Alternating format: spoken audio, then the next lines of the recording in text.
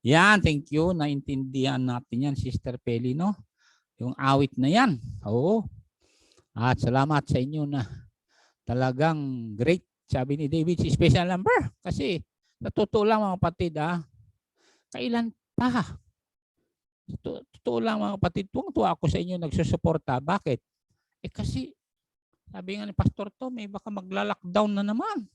O sa Maynila, paano yan kung mag-lockdown din dito? Kailan pa tayo mag-soul winning? Kaya, mga kapatid, salamat po sa suporta nyo. Dahil ito na naman, itong buwan ito, pero as I said, padala tayo sa foreign missions. And then itong mga local missions natin, mga kapatid. So thank you for still watching, sabi ni Sister Tess. Pagpalain kayo ng Diyos. Okay.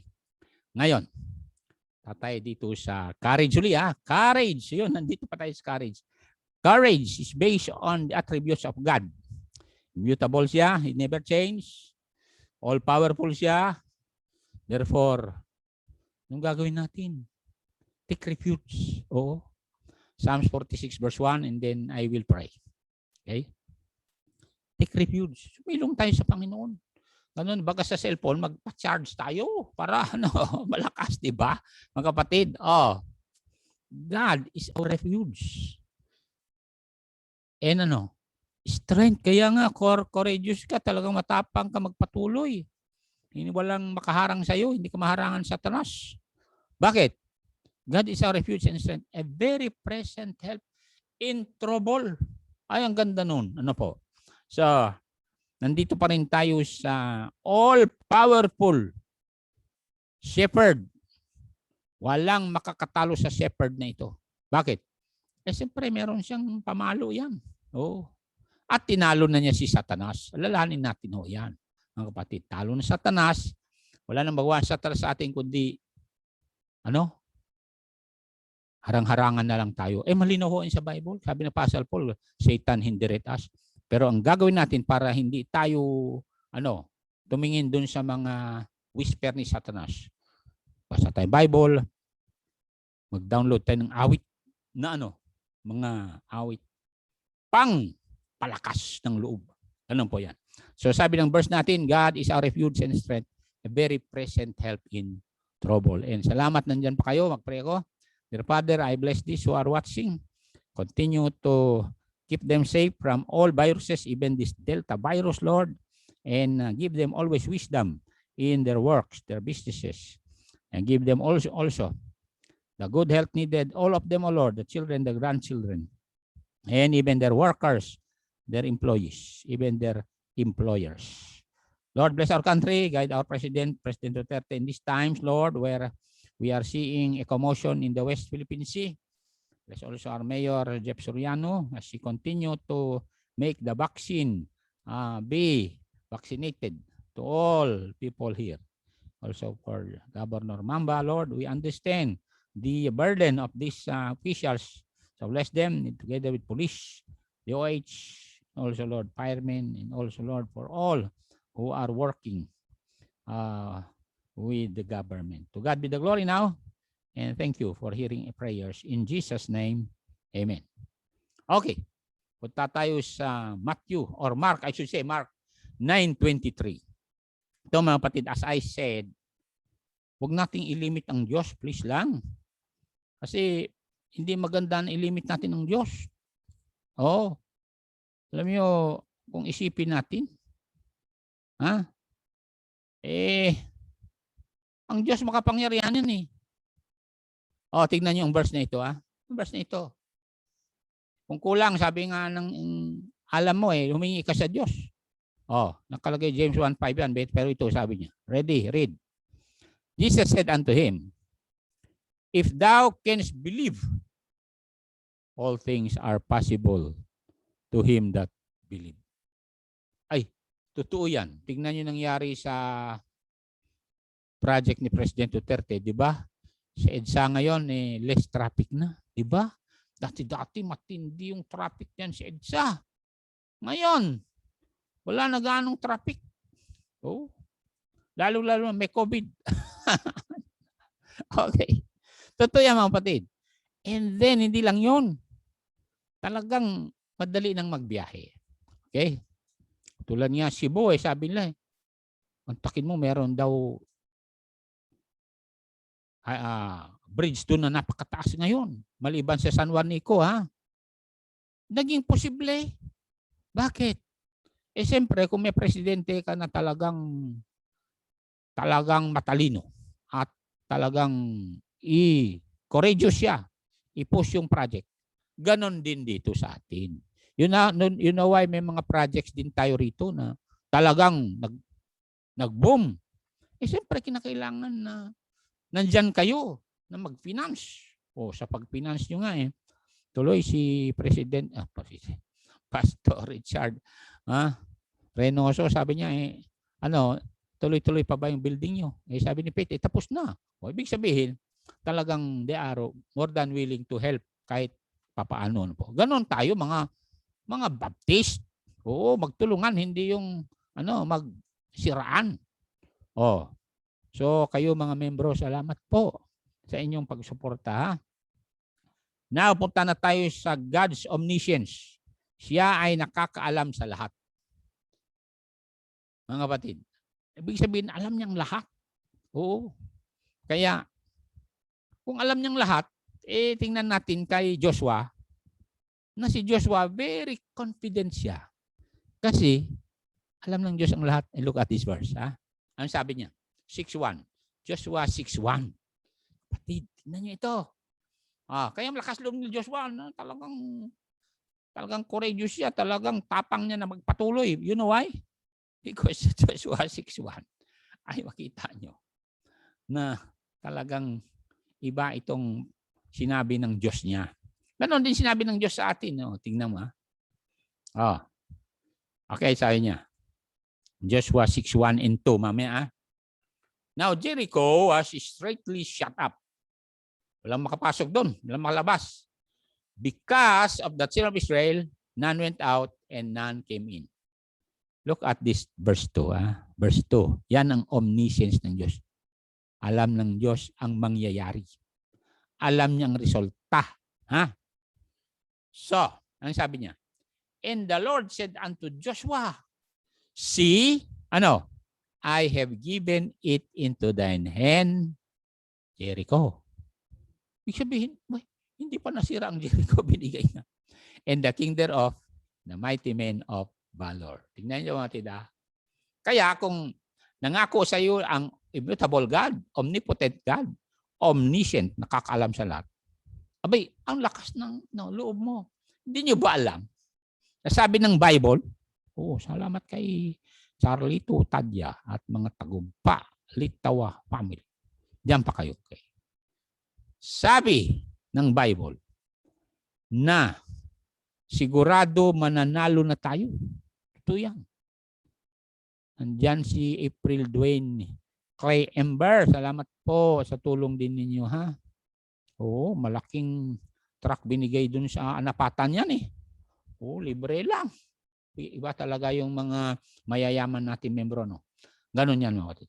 Ngayon, kung alam mo mananalo kayo sa huli, di ba confident ka? Halimbawa, naglaro kayo. Confident ka. Katulad ni Heidelin nga. Alam niya, manalo siya sa huli kasi kasabi niya, sa Tokyo Olympic, kunin ko yung gold. Di ba ang saya niya? Nag-practice talaga siya. Nag-focus siya. Ganun yung mga kapatid. So, mag-focus tayo sa gawain ng Diyos. Mga kapatid. Sa gawain ng Diyos ay to seek and to save that which was lost. Ang gawain ng Diyos ay maghanap talaga ng makasalanan. Ay sabi niya yan Kaya walang tao. At ilang beses ko nang binanggit to. Walang tao dito sa lugar natin, lalo na yung mga nanonood sa telebisyon, na sabihin nyo na meron pang panahon. Ay kapatid, kaibigan, pag dumapo ang COVID sa iyo, ilang araw lang, wala na. Ay ganyan nangyari sa mga kakilala namin walang exempted yan. Yung kakilala namin nga na general. Ayun, si Danilo. Totoo yan. Alam niyo mga kapatid, mabait yun. Wala na. At yung iba pa, mga malalaking tao, walang pinipili ang COVID Kaya itong China na ito, talagang kinakailangan natin protection all the time. Pero salamat sa Diyos. He knows the beginning and the ending. Psalms 139. Yan ito, Mati. Kaya confident ka kung alam mo na may Diyos. Nagsabi sa iyo, the first one, tingnan niyo ito. Na sabi sa iyo, anak, sigurado ka na manalo ka na. Sa huli, ang gagawin mo lang tiisin mo lang itong remaining meters sa iyo, 100 meters. O Lord, Thou hast searched me and known me. Tingnan niya na. Alam ng Diyos ang nasa puso natin. Alam niyang lahat. Kaya nga gusto ng Diyos na talagang pati pag-iisip natin, isurrender natin sa Kanya. Para masaya naman ang Diyos. O baka yung pag-iisip ninyo habang nanonood kayo sa akin, ibang isip nyo. Baka maligo na sa isip nyo. Kasi maganda yung likod ko. O, isipin nyo ang Diyos. Sabi ng Diyos sa iyo, mananalo ka. Bakit? Si Lord Jesus Christ, tinalo niya ang kamatayan. Don't you know that? Wala nang bisang kamatayan si Kristiyano. Malinaw yan. Nung namatay si Stephen, di ba? Nakita niya, si Jesus, hindi kamatayan. At anong sinabi niya? Lord Jesus, receive my spirit. Tingnan niyo yan. Nung tip on the cross, alala niyo yan? Ang sabi niya, Lord, remember me when you come into your kingdom. Sabi ni Jesus, today, you will be with me in paradise. Kaya tinalo ni Jesus ang kamatayan. Tinalo niya ang libingan. Anong nagawa ng libingan? Di ba nabuksan? Tinalo niya ang impyerno. Ayun ang sabi ng Bible. Kaya wala ng Kristiyano punta impyerno sapagkat natalo lahat yan. Kaya nga, sabi ng Bible, none can separate us from the love of God, which is in Christ Jesus our Lord. Kaya, be courageous dahil we are more than conquerors through Him that love us. Kaya mapansin niyo sa Apostle Paul, dahil alam niya yan, kahit saan nagpunta yan, walang makakaharang sa kanya. Sabi nga ng isang propeta sa kanya, Paul, huwag kang pupunta Jerusalem. Huhulihin ka doon at talagang papatayin ka. Alam sabi ni Paul? Matakot ako sa kamatayan. Si Jesus nga hindi natakot sa kamatayan. So, sabi na Apostle Paul, sabi na Apostle Paul, no matter what, sabi niya, I have fought a good fight. Fight the good fight of faith. Sabi ni Paul. Kasi, magandang layunin niya. Alam niyo ang layunin ni Paul? Talaga? Tingnan natin 2 Timothy, Tingnan natin to, mga kapatid. Kaya nga, hindi siya talaga umatras. At walang baptist ng apelyido. Atras, wala. So, kayo dyan na umaatras, Please lang. May mga umatras na dito, Please lang, kayo na umatras. Magpakita naman kayo.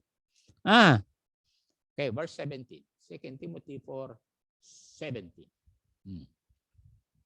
Ang sabi niya dyan?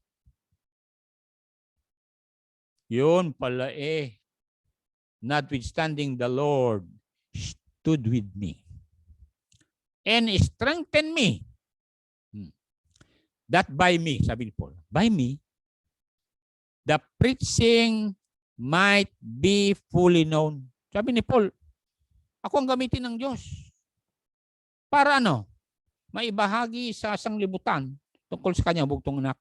And then, idiniin niya, and that all the Gentiles might hear. Tingnan mo ang tapang niya. Lahat talaga makinig, sabi niya.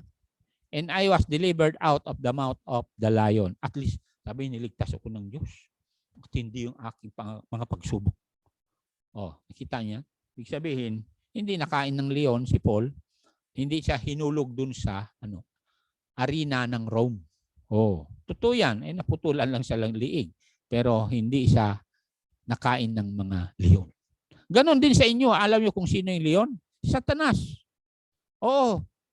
Ang Panginoon makapangyarihan kaysa yung Satanas na yan.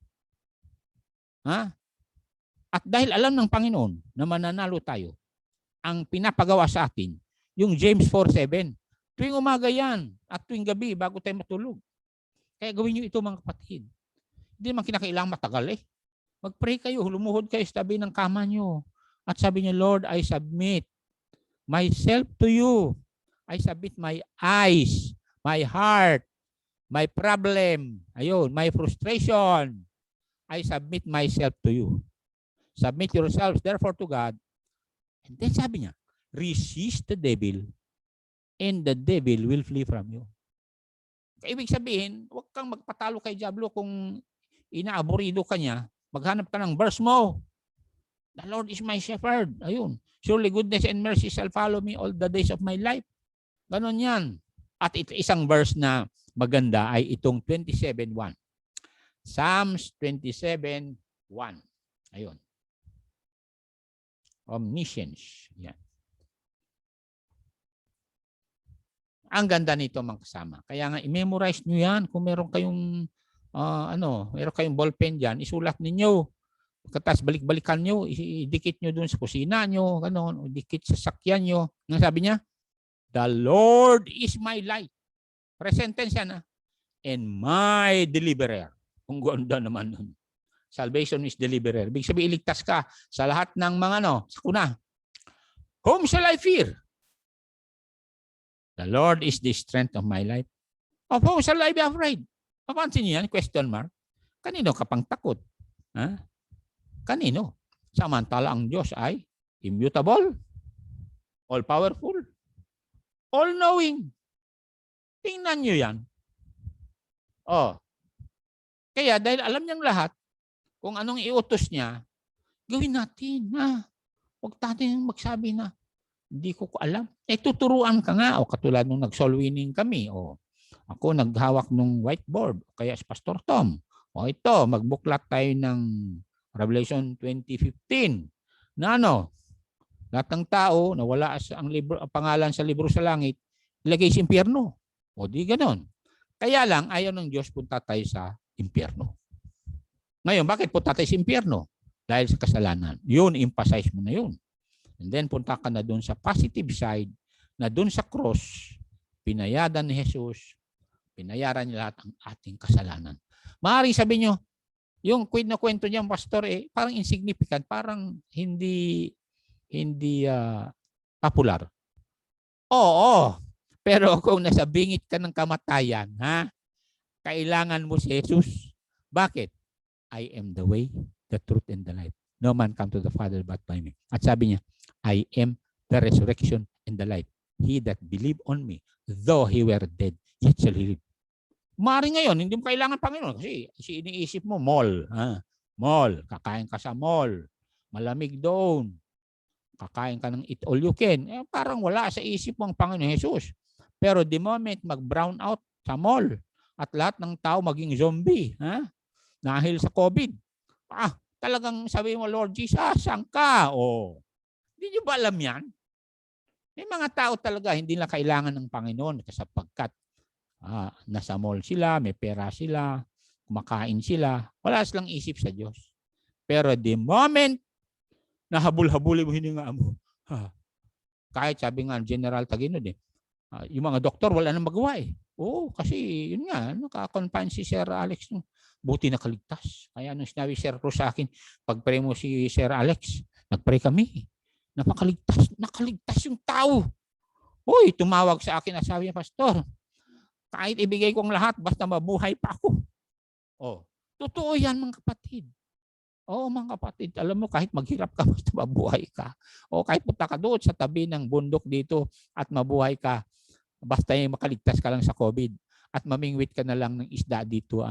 Kahit maging hermit ka na, basta mabuhay ka lang. Totoo yan mga kapatid. Maaaring iba sa inyo, hindi pa nyo binibigyan ng halaga ang eternal life. Kasi malakas pa kayo. Kaya lang, sabi ng Bible, tingnan nyo ito 27:1. Proverbs. Kaya, sumilong na kayo sa Panginoon. Sumilong na kayo ngayon din. Bakit? Kaya nga, malungkot ako kasi kabata pa lang nung kasama kong yung anak ng pastor, pumanaw na. Attorney pa, pastor na. Kaya sabi niya rito, verse 1, boast not. Boast not thyself of tomorrow. For thou knowest not what they may bring forth. Huwag mong sabihin, Meron kang sakyan, may pera ka, may bahay ka. Bata pa kayo. Abay, kapatid, yun nga, bangkong kasal lang yung bagong namatay na pastor. Ha? Wala na. Bakit? Game over na eh. Mga kapatid, please lang, mga kaibigan, mga kababayan ko, kung hindi pa kayo saved, gawin na ninyo yung pinapagawa ng Psalms 32 verse 5. Hindi naman mahirap yan eh. Ang mahirap lang kung minsan, meron kayong barkada dyan, tawan-tawanan kayo, kung magsisi kayo, hindi na kayo uminom ng alak, ganon, hindi na kayo magsigarilyo, ay baka tawan-tawanan kayo kasi nagsisi na nga kayo. Oh. Pero, what matters most ay eternity nga eh. Ang sabi niya, itong gagawin nyo. Kasi salita ng Diyos ito eh. Ano? Sabi niya, I acknowledge my sin unto thee. Aminin mo talaga, nagkasala ka. Kung hindi ka pa save, and mine iniquity have I not hid. Totoo yan. Kasi nga, omniscient siya eh. Alam niyang lahat. Nakuha nyo. Kahit hindi pa sinabi, alam na niya. Pero gusto niya na sabihin mo, I said, I will confess my transgressions kanino? Unto the Lord. Yun ang in-emphasize natin kay Timothy. Remember? Na ang mediator natin ay si Jesus Christ. Wala nang iba. At ano mangyari? Ito ang assurance. And thou forgavest the iniquity of my sin. Sila. Ay, ang ganda pakiramdam mo, no? Habang nandito ka sa lupa, alam mo pinatawad ka ng Diyos. At alam mo, anytime na darating Panginoon, sasama ka. At anytime, kunin ka man ng Panginoon. Oh, sasama ka. Di ba ang ganda nun? Na ano? Sabi na Apostle Paul eh. Tingnan niya, sabi na Apostle Paul. Sa Philippians chapter 1, verse number 21, and then 22, 23. Yan sa Apostle Paul, sabi niya eh, pag ako'y mamatay, walang problema. Oh, verse 21.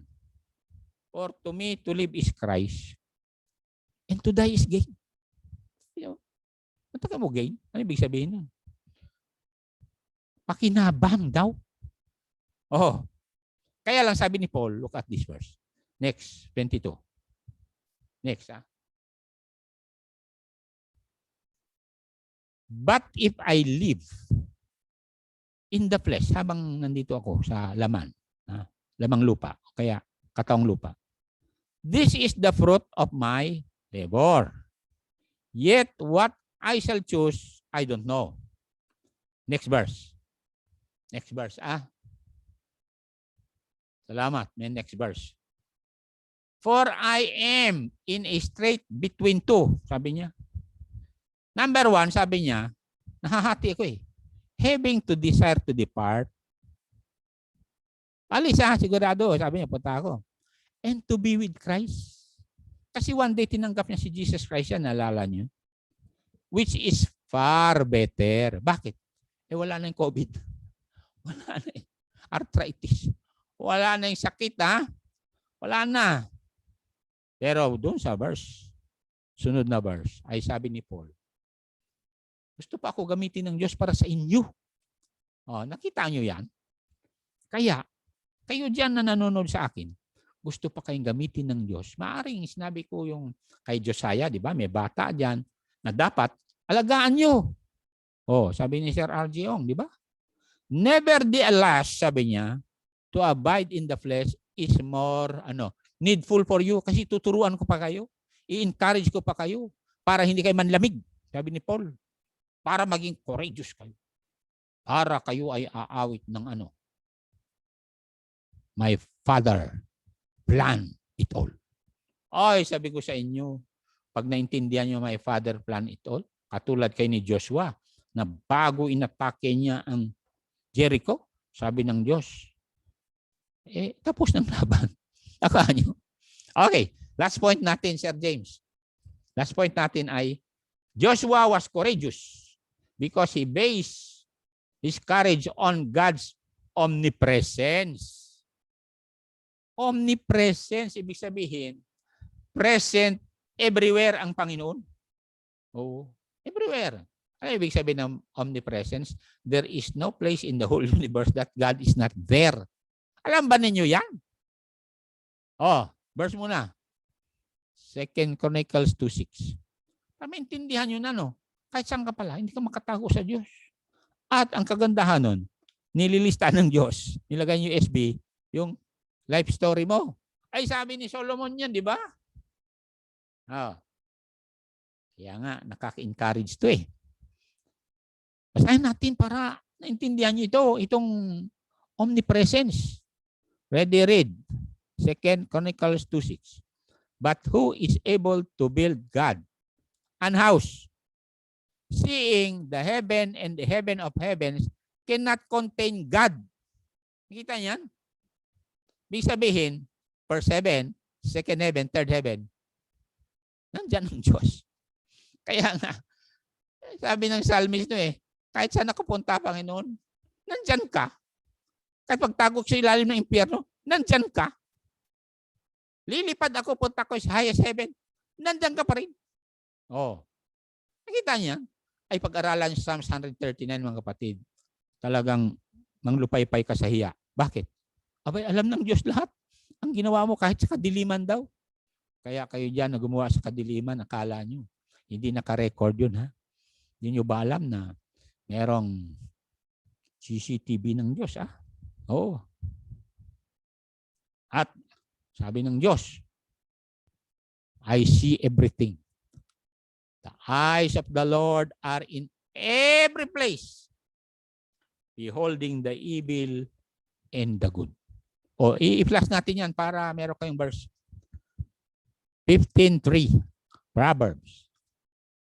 Kaya salamat sa inyo na nagsusuporta, ha? Kasi tingnan nyo, nakakatuwa i-flash ni Pastor Reggie na nag-soul winning sila. Pastor Red, nag-soul winning sila. Si Pastor Tom, sabi niya, talagang nag-soul winning din sila. Ay, matakin nyo yan. Ready, read. The eyes of the Lord. Saan? Are in every place, beholding the evil and the good. So, mga kapatid, kung gusto natin na marami tayong reward doon, stay good. Talagang stay good. Bakit? Redeem ka na eh. Naalala nyo yun? Tinubos ka na ng Panginoon sa kanyang dugo. Kaya sabi niya, ibang-iba ka na. Peculiar ka na. Pakita ko sa inyo kung saan nakalagayan na. Sa 1 Peter 2, verse 9. Para makita nyo doon na. Iba ka. Kaya nga, yung mga nakaraan, kalimutan mo na. Iba ka na. Bakit? Peculiar ka na eh. Anak ka na ng hari. Kaya nga, mapansin nyo, kahit ganito mukha ko, bakit? Tapang ko pa rin, nagpapatuloy. Bakit? Anak ko ng hari. At pagdating ng araw, sabi niya, you will sit with me on my throne. Diba ang ganda noon? Ito, tayo ngayon yan, ha? Ready? Read. But ye are, a chosen generation. Sa lahat ng tao sang libutang ito, chosen generation kayo naway, nandyan kayo. Gusto-gusto mo makinig sa salita ng Diyos. Yun ang sign na anak ka ng Diyos. Hindi nyo ba alam yan? Next, a royal priesthood. Bakit magdiretso tayo sa Diyos sa prayer natin through Jesus Christ? Kasi kasali tayo sa royal priesthood nga. Narinig mo, hindi ka na papunta sa mga sasanto sa santa dyan. Diretso ka na sa Panginoon Jesus. Panginoon Jesus, you are the way, the truth, and the life. No man come to the Father but by me. I'm here, Lord Jesus. Lord, tulungan mo po ako, Lord Jesus. Ayun. Unholy nation. Magpakabanal tayo. Huwag na tayo sasali sa mga bisyo dyan. Mga chismisan dyan, ha?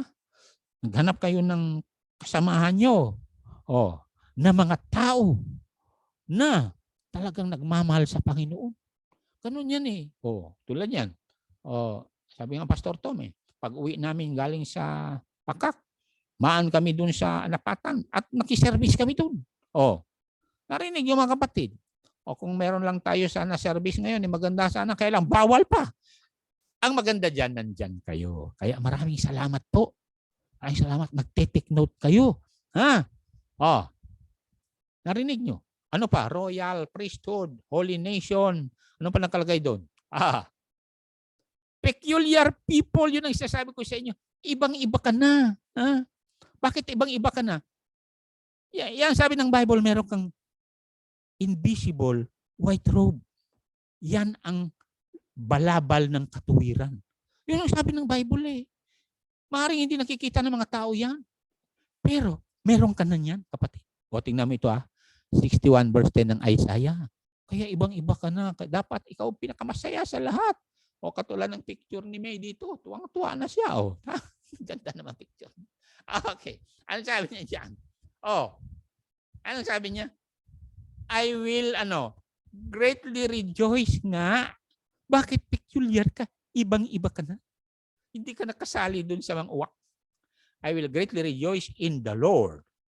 My soul shall be joyful in my God. Bakit tubos ka na eh? Hindi ka napunta impyerno eh. Next, He had clothed me with the garments of salvation. Intindihan ba niyo yan? Hindi ka na nakikita ng Diyos na marumi? Bakit? Nabalabalan ka na ng kaligtasan. Ito na. He had covered me with the robe of righteousness. Yun ang sinasabi ko sa inyo na invisible linen robe na nandyan na sa inyo. Na pag alis nyo rito, automatic magpakita yan sa pag alis nyo, pag umalis kayo sa katawang lupa. As a bridegroom, decketh himself with ornaments. Or as a bride, adorneth herself with her jewels. Ang ganda naman ng kalagayan mo ngayon. Kaya nga, inaasahan ng Panginoon tayo na Verse 9 uli. Peter 2:9. Meron tayong responsibility ngayon. Anong responsibility natin ngayon sa 2:9? Ito. That you should show forth the praises of Him who had called you out of darkness unto His marvelous light. Pakita mo na ikaw ay mapalad. Huwag kang sasali doon sa mga tao na malas ang buhay. Uy, malas? Anak ka ng Diyos, malas ka. Tulad sa akin dito ngayon. Mapalad ako. Meron akong nakikita dito na ilog. Na pag tinignan mo yan, maraming pako dyan. At maraming mga agurong dyan. Hindi nyo ba alam ang kasama? Mayaman ng Pilipinas. Kaya gusto agawin ng China ito eh. Tingnan yung China ngayon. Ang daming nagugutom. Yung sabi ng news KS, ano bang pangalan nito? Gravita. Sabi ng Gravita. Nagugutom China. Kaya gumawa ang Xi Jinping ng batas. No food left in the plate. Galit si Xi Jinping. Ikukulong daw ng 3 years yung mag-iwan ng pagkain sa kanilang plato. Pastor, posible ba yun? Ay, naka-CCTV nga lahat. Ganon sa China. Kaya mapalad tayo rito. Punta kayo sa palengke, ang dami tinatapon na dyan na mga gulay, mga prutas. Pinya yung luma na, natapon na lang. Oo, mga kapatid. Tayo rito. Ako, sobra-sobra pagkain. Kaya, as I said, no complain, no murmuring, sapagkat anak na tayo ng Diyos eh. Di ba yung sabi Philippians 2:14? Tingnan natin. Para naman meron kayong verses na magsabi na ayaw ng Diyos ang mga tao mareklamo, kundi tayo ay mga taong mapagpasalamat. Ano yan eh? Daming tao hindi marunong magpasalamat. Bakit pinanganak pa ako sa lupang ito? Magpasalamat ka, pinanganak ka. Ready? Read. Do all things without murmurings and disputings. Nakita niyo yung verse na yan? Do all things nga eh. Hugas ka ng plato. Huwag kang magreklamo. Pastor Bukel nga, hindi nagre-reklamo, hugas plato eh. Isa lang kamay niyan. Hindi niyo ba alam yan? Mag-drive ang motor. Hindi nagreklamo. Tricycle, hindi nagreklamo. Isa lang kamay niyan eh. Di ba Bonggay? Sabi ko rin yun, nandiyan si Paul eh. Kaya blessed tayo mga kapatid. Bakit? Kilala natin ang Diyos. At sabi ng Diyos, tinubos na kita. Pag-aari na kita. At meron akong inilaan na magandang lugar para sa iyo. Kaya nga, palagi mong ilagay yung John 14 sa isip mo. Nasabi ni Jesus sa verse number 2 na meron ka ng lugar sa langit. Bakit? One day, nanampalataya kay Jesus, nagsisi ka, tinanggap mo siya. Kaya pinanganak ka sa pamilya ng Diyos. Sabi ng John 1:12 and 13, di ba? Kaya wag mong kalimutan itong verse na ito, kapatid. Read. In my Father's house are many mansions. And sabi ng Bible, if it were not so, kung hindi totoo, I would have told you, hindi ko sinabi sa inyo. Pero totoo ito eh. I go to prepare a place for you. Salamat, Brother Paula. Pamangkin. And if I go, ay, ituloy natin to. If I go and prepare a place for you. Na natin sa verse number 3. Sabi, I go to prepare a place for you eh. Maganda ako doon. Narinig nyo. And if I go and prepare a place for you, I will come again. Ay, inaasahan ko nga talagang Panginoon darating kasi nandyan na yung armada ng British Armada sa West Philippine Sea. Di nyo ba nakita yun? Ha? Oh, I will come again and receive you unto myself, that where I am, there you may be also. Dumating si Austin dito, yung black Secretary of Defense, sabi kay Duterte, bigyan ka namin mga armas. Sabi ni Duterte, ngayon, ibalik natin yung VFA, Visiting Forces Agreement, as it was before. Ayun, dumaong yung mga barko sa Subic Bay. Kaya nga yung sabi ni Jesus, I will come again. Pero, nung sinabi niya, I go to prepare a place for you, ito yung senaryo sa Acts chapter 1. Tingnan nyo. Ito yung Acts chapter 1. Talagang tinupad ni Jesus yan. Magmula nun hanggang ngayon, hindi pa bumalik si Jesus. Pero sinabi niya yun eh. Acts chapter 1. Oh, ano sabi niya? Verse 9. Oh, hanggang 11. Acts 1, 9, 11. Basahin natin. Kasi ito yung ascension. Diba pinangako John 14, I go to prepare a place for you. Dito, talagang umakyat sa heaven, literally. Read. And when he had spoken these things, while they beheld, he was taken up, and a cloud received him out of their sight. And while they looked up steadfastly toward heaven, as he went up, behold, 2 men stood by them in white apparel. Ito yung mga angels. Dalawa talaga yan. That will complete the 2 witnesses. Which also said, you men of Galilee, why stand ye gazing up to heaven? Bakit nakatingin pa kayo? Nakatingala pa kayo sa heaven? Kinggan niyo ito, sabi ng dalawang anghel, nag-duet sila. This same Jesus, which was taken up from you into heaven, shall so come in like manner as have seen him go into heaven. Literal na makita yung mga sugat ni Jesus. Kanyang gilid, kanyang paa. Nagpapatunay na tinubos ka niya. Hindi ba alam yan? Pwede ba bigyan nyo ng halaga ang relasyon nyo sa Panginoon? Na tuwing umaga, basa kayo ng Bible. Tuwing umaga, mag-pray kayo pasalamat. And throughout the day, wala kang isipin kundi ang Panginoon. Kaya nga sabi niya, in all thy ways, acknowledge Him, and He shall direct thy paths. Katulad ng pandemic na ito. Wala tayong kalaban-laban dyan kasi airborne eh. Ito ba alam niya? And the only one that can restrain this airborne disease is the Lord Jesus Christ when He said, I will rebuke the devourer for your sake. Ngayon kung nakapitan tayo, sabi ng Panginoon sa Exodus 23:25, I will take away sickness sa katawan ninyo, sa pamilya niyo. Ay malinaw sa Bible. So we need to thank the Lord.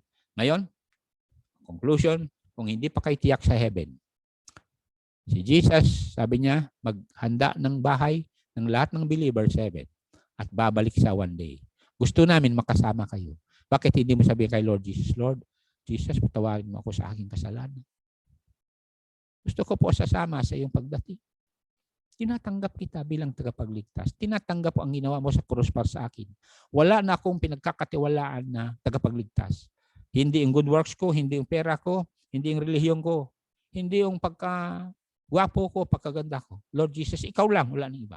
Ay sabihin ko sa inyo, by your words, thou shalt be justified. Let us pray. Heavenly Father, thank you so much for your Holy Spirit who taught us about these nuggets of promises that our God is unchangeable. Our God is all-powerful. Our God is all-knowing. And our God is all present everywhere, even in our bodies, because our bodies is the temple or are the temple of the Holy Spirit. Here are my brothers and my sisters, O Lord, heal their bodies. And those who have broken hearts, heal their broken hearts and troubled mind. The take also for those who are recovering. May they recover with your power. Pray for Joey Cleda. Lord, continue to make him recover. To God be all the glory now for all the pastors whom we are supporting, for all the missionaries, foreign missionaries that we are supporting. Bless your people, Lord, because we are just a channel of blessing. To God be all the glory now in Jesus' name. Amen.